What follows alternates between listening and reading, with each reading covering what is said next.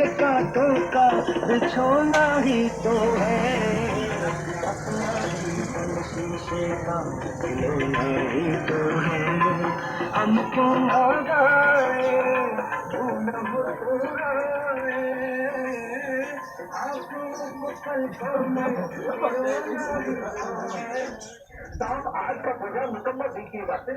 ये शबीर साहब क्या हाल है आपका?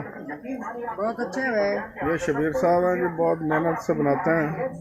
यहाँ 4D का ये दुकानदार है, बहुत अच्छा बंदा है ये, बहुत अच्छी चीज़ें बनाता है, पकोड़े भी बनाता है, चाय भी बनाता है।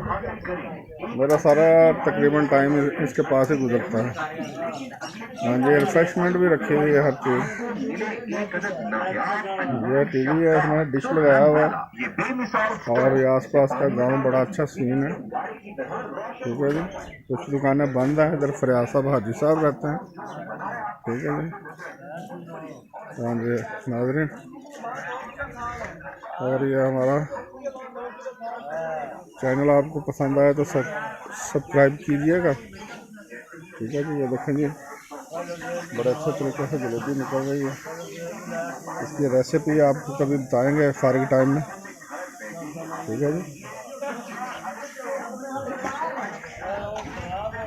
ठीक है जी, इसके साथ इजाज़त चाहूँगा। ओके, अल्लाह हाफ़िज़, शुक्रिया।